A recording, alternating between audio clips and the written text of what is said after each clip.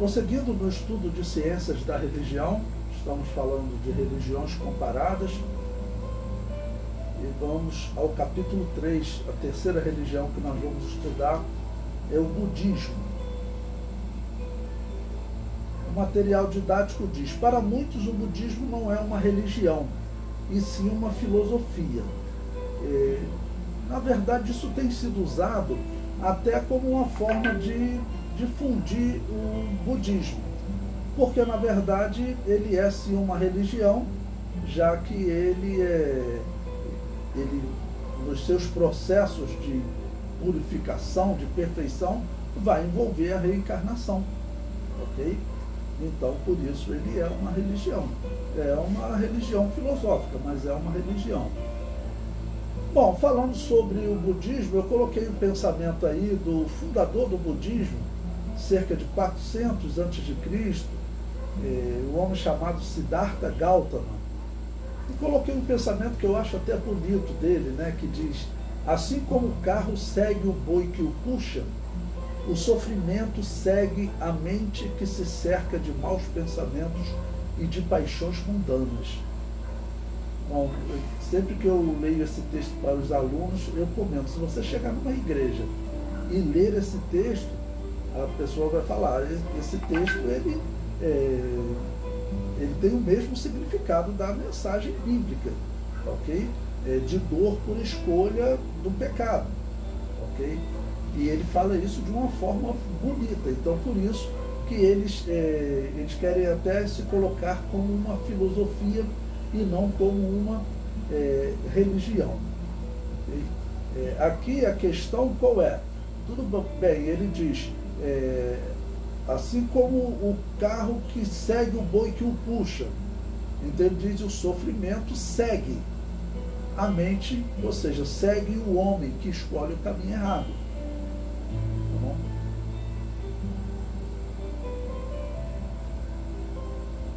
Bom, coloquei aí agora o número 1, o fundador do budismo. Esse Siddhartha Gautama, que viveu cerca de 563 a 483 a.C., conhecido popularmente como o Buda, que significa o desperto. Siddhartha significa aquele que atinge seus objetivos. Bom? Siddhartha era filho do rei Suddhodana, do reino de Kapilavastu, atual Nepal. O relato histórico dá conta que seu pai procurou esconder todo o conhecimento religioso e sobre o sofrimento humano. Bom, essa região do Nepal é essa região que hoje ainda tem até uma briga da China querendo tomar posse dessa região, ok? Então ele surgiu ali naquela região, na região da China. Por isso essa filosofia ou essa religião será muito comum nessa região da China e pelos locais onde a chamada Rota da Seda, né, o comércio da China com a Europa e também com as Índias, vai estender essa religião. E como você vê, ela é cerca de 400, 500 anos anterior ao cristianismo.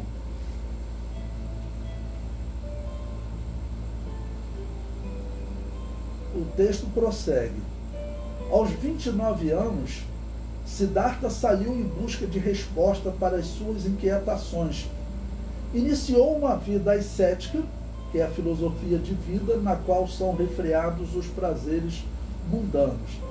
Bom, comentar esse ponto aqui, claro, ele é muito elogiado e certamente isso ajudou a difundir essa religião, essa filosofia, porque essa história diz que ele era um príncipe, alguém que vivia numa condição muito boa e ele não conhecia o que era sofrimento, até que ele já adulto ele foi conhecer o que era sofrimento e aquilo ali abalou muito ele. No sentido natural, vamos considerar, faz mal para o ser humano ver o sofrimento de outro, né? Faz mal para o ser humano. Então, ele, quando viu como as pessoas viviam uma pobreza, em grande sofrimento, doenças, okay? Coisas que ele não conhecia, então ele saiu procurando uma maneira de livrar a humanidade do sofrimento. Então, por isso, é até uma religião que está sendo muito difundida nos dias atuais, até nos meios assim, artísticos, tem se falado muito no budismo. Muito até como filosofia, mas lembrando que essa filosofia, ela depende da doutrina da reencarnação. O comentário prossegue. Depois de muita meditação, ele concluiu que o sofrimento era causado pelos desejos que atormentavam a mente dos homens, como a corrupção, o ódio e a ilusão. Bom, novamente você está falando de coisas que fazem mal para o ser humano, né? A pessoa que se corrompe, por qualquer motivo, por dinheiro, né, por qualquer outro motivo, a pessoa que se corrompe, a pessoa que sente ódio por outra, ou a pessoa que vive numa ilusão, significaria alguém que não tem uma visão completa, está iludida, ela não conhece de forma completa o que está acontecendo com ela. Então ele diz, essa aí é a causa do sofrimento das pessoas. E é uma conclusão natural. Eu também, nesse caso, concordo com ele. Bom, sobre a origem do budismo. O budismo nasceu do hinduísmo e afirmavam que o Buda é a encarnação do Vishnu, que era, na mitologia hindu, a divindade responsável pela sustentação do universo. Bom, então sobre essa origem do budismo, por que ele nasce do hinduísmo? Pelo seguinte, aquela região da China, aquela região da Índia, toda ela já vivia do hinduísmo. O hinduísmo é a religião mais antiga existente ainda nos dias de hoje, tá bom? Isso sem contar assim, a religião judaica começando em Abraão. Se nós formos considerar começando em Abraão, então nós diríamos que seria o judaísmo, tá ok? Mas o judaísmo considera-se que ele nasceu ali no Sinai, quando é entregue as leis, ok? Ali que nasce a nação e, vamos dizer, essa religião. Mas o hinduísmo, ele é anterior ao Êxodo, ele é anterior a Moisés. Mas o hinduísmo, ele surge depois de Abraão. Abraão é cerca de 2000 a.C., o hinduísmo é cerca de 1700 a.C., tá bom? Bom, então veja, como eu disse para vocês, que é uma religião. Por quê? Porque ainda que você não considere ele uma religião, então você tem que descrevê-lo como uma filosofia que adere ao hinduísmo. Tanto que o fundador do budismo, o Buda, ele seria uma encarnação dessa divindade da mitologia hindu, ok? Essa divindade chamada Vishnu. E esse homem, ele teria sido a última encarnação dessa divindade que estaria perto de voltar ao mundo. Tem uma série de crenças budistas que estão sendo usadas até hoje para pensar no fim do mundo ou na manifestação do anticristo. Nós veremos mais à frente. Comento mais. Na crença budista, Siddhartha Gautama foi a 9ª encarnação de Vishnu. Então eu coloquei uma tabela aí para vocês. A 9ª, que é o chamado Buda, né? O iluminado, como eles chamam, Siddhartha Gautama. E tem a próxima encarnação dessa divindade, que eles chamam de Kaiki, né? Definido como o espadachim montado a cavalo que ainda está por vir.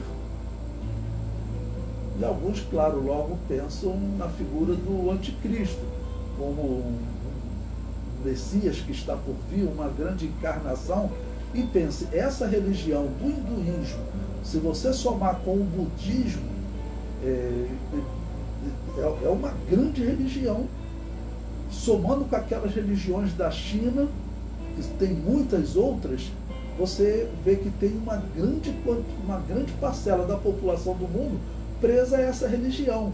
Por quê? Vamos lembrar que só a China ela tem 1 bilhão e 400 milhões de habitantes.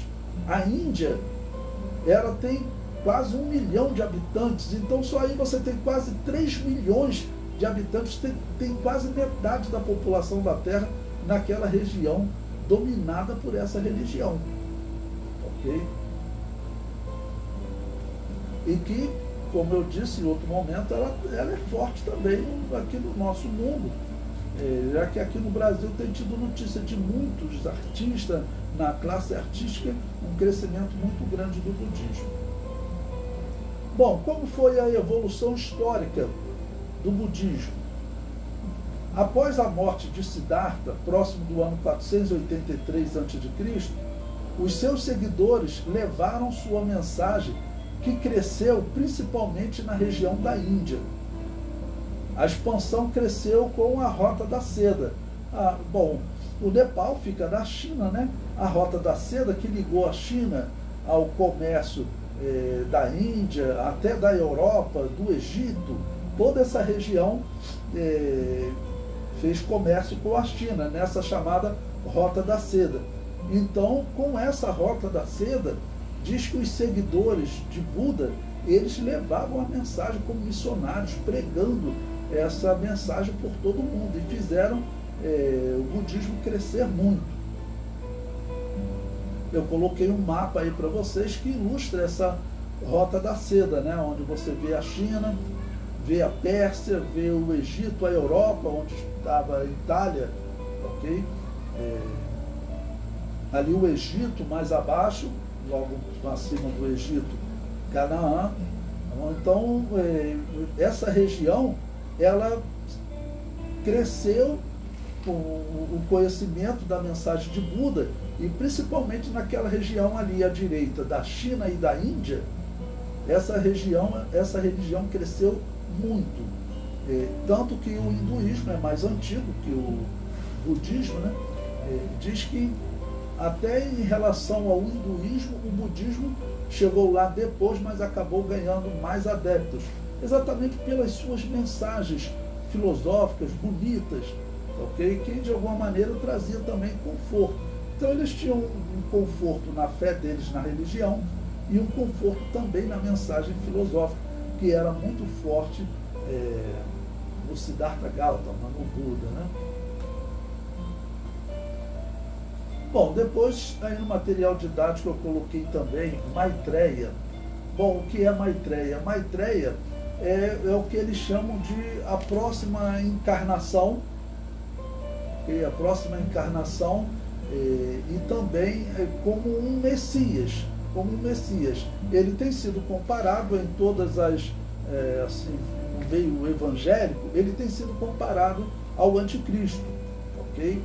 Por quê? Porque essa religião é muito forte no mundo, e ela está unida com a Igreja Católica nesse processo de unificação das religiões do mundo. Então, por isso,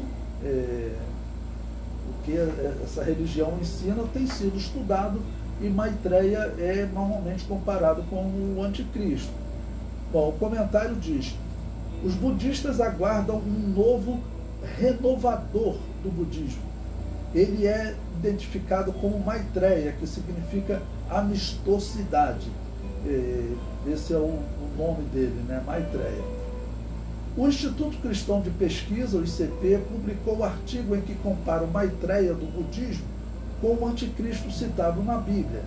Bom, então vamos ver o que diz esse artigo que eu coloquei para vocês, bem interessante. Ele diz: em 1968 foi fundado em Roma o chamado Clube de Roma, cujos membros são personalidades de gabarito internacional na política, economia, ciências e na educação.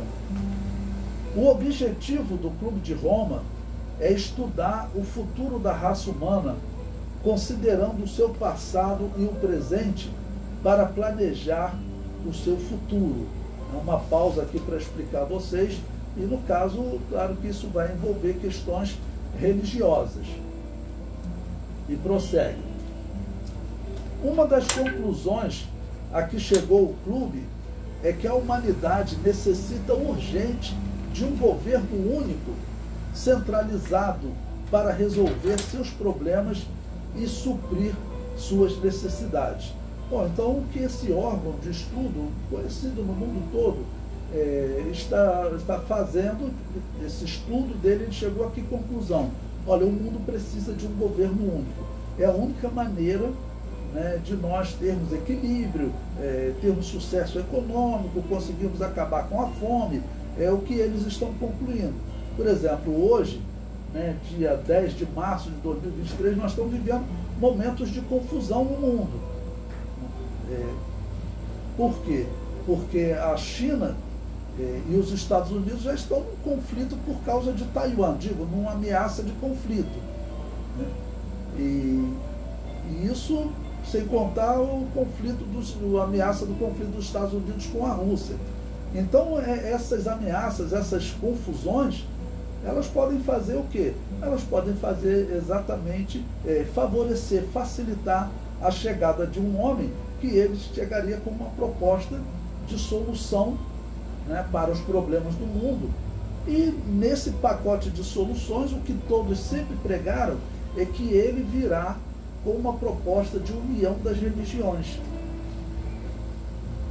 E nisso, o budismo, o catolicismo, todos estão concordando, né?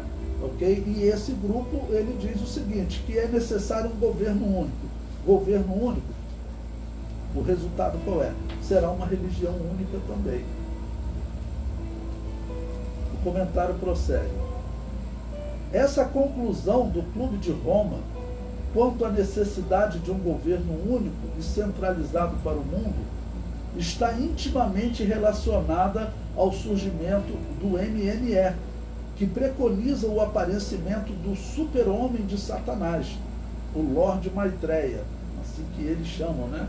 O Senhor Maitreya, que seria um anticristo, ou talvez o próprio anticristo de que fala a Bíblia, o qual presidirá a Confederação de Nações.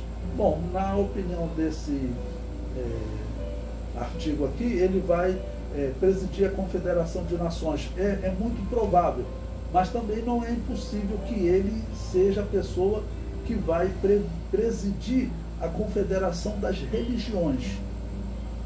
Tá bom? Daí, dentre as possibilidades de quem seria esse anticristo.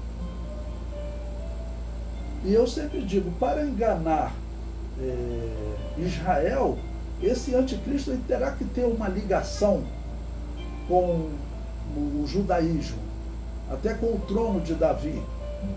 E vocês sabem que existe hoje uma religião ligada ao judaísmo, eles se consideram judeus Ashkenazi, e entre esses judeus Ashkenazi, o que predomina lá é o espiritismo. Então, o anticristo deve sair dessa união das religiões, mas o destaque é que ele deve ser um judeu. Isso é o que diz a profecia, né? O comentário prossegue, o artigo prossegue. O MNE publicou em muitos países, inclusive no Brasil, no dia 25 de abril de 1982, um anúncio de página inteira em jornais de grande circulação com os seguintes dizeres: Cristo está entre nós. Ele não veio para nos julgar, porém para ajudar a humanidade e para inspirá-la. Ele é Maitreya, o educador do mundo e da nossa geração humana. Uma pessoa para a qual existem diversos nomes: o Messias dos judeus, o quinto Buda dos budistas, o Mahdi dos muçulmanos e o Krishna dos hindus. Agora ele se revelará para nos conduzir a uma nova era. Sua presença nos garante que não haverá uma terceira guerra mundial. Esse é o pensamento deles. Esse é um documento deles, ok? Ou seja, tudo que as profecias falam sobre o anticristo surgindo no momento de guerra, né, de guerras e rumores de guerra, usando a expressão bíblica, ok? E de repente ele traz uma proposta de paz, Isso é o mesmo que os budistas falam sobre o Maitreya. E eles dizem que isso é imediato, que essa encarnação vai acontecer a qualquer momento. Então, essa encarnação, essa manifestação dele vai acontecer a qualquer momento, que ele já estaria no mundo já. Okay? O comentário prossegue.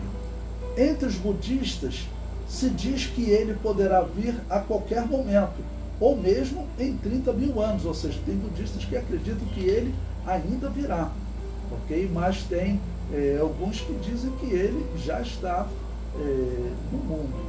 As coisas que estão acontecendo não é impossível, né?